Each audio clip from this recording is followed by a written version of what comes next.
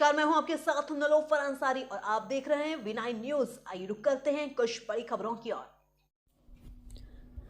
बिहार सरकार के पूर्व मुख्यमंत्री जीतराम मांझी ने पशुपति पारस के इस्तीफे पर अपनी प्रतिक्रिया देते हुए कहा कि पशुपति पारस एनडीए के वफादार सिपाही नहीं थे। वह कभी इधर की बात करते थे, कभी उधर की। इसलिए हम अपने समाज से यही कहेंगे कि एनडीए के सच्चे सिपाही नहीं थे। वहीं उन्होंने गया सीट मिलने पर देश के प्रधानमंत्री नरेंद्र मोदी एवं देश के गृहमंत्री अमित शाह को धन्यवाद देते हुए कहा कि अगर हमें एक भी सीट नहीं मिलती तभी हम पूरे निष्ठा के साथ भाजपा के साथ रहते। गया से अभिषेक कुमार की रिपोर्ट।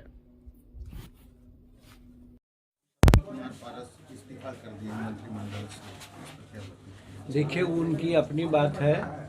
वो दो तरह की बात बोल रहे थे। पहले तो वो बोल रहे थे कि हम एनडीए का सिपाही हैं, तो इस माने एक सिपाही अगर है तो सिपाही को जो आदेश होता है पालन करना चाहिए। लेकिन उसके बाद वो मंत्रिमंडल से इस्तीफा दे दिए हैं, तो इसका मतलब है कि सच्चा एनडीए के वो सिपाही नहीं हैं। अगर होते तो ऐसा नहीं करते।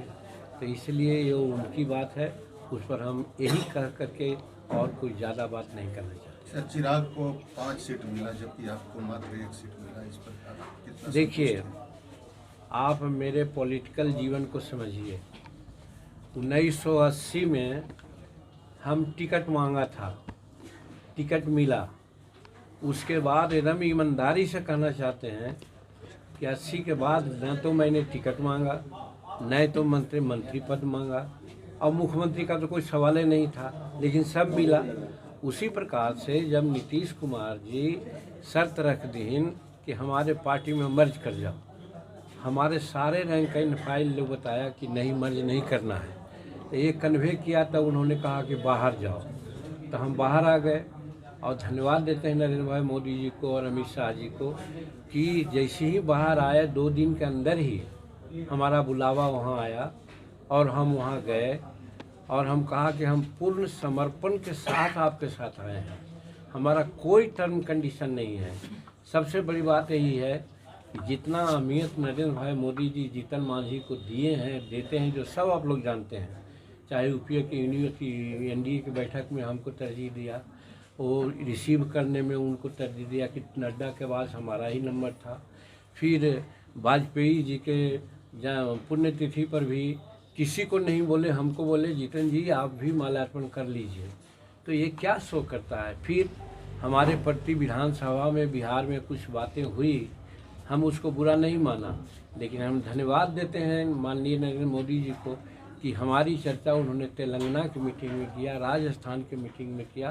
तो हम तो इसी से गदगद हैं कि नरेंद्र मोदी जी इतना हमको, जो दुनिया का सबसे लोकप्रिय नेता है, वो हमको इतना तरजीह देते हैं। तो सीट तो इमैटेरियल है, लेकिन उसके बावजूद भी 1 सीट उन्होंने गया कर दिया। हम इसके लिए उनको धन्यवाद देते हैं।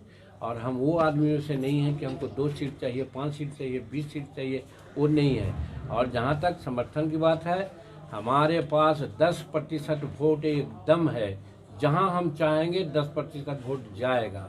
इसलिए हम एनडीए को 40 सीट मिले बिहार में, इसके लिए हम सारा शक्ति लगा देंगे और नरेंद्र मोदी जी पुनः भारत के प्रधानमंत्री से 3री बार हो जाएं।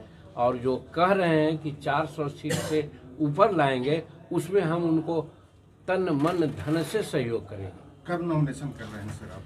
नॉमिनेशन अब हमारे सिपा सलार तो भाई संतोष कुमार सुमन जी हैं, जो राष्ट्रीय अध्यक्ष हैं, और राष्ट्रीय अध्यक्ष जिस दिन नियत करेंगे उस दिन नॉमिनेशन करेंगे। वैसे नॉमिनेशन करने की सारी प्रक्रिया के लिए हम तैयार हैं। ठीक।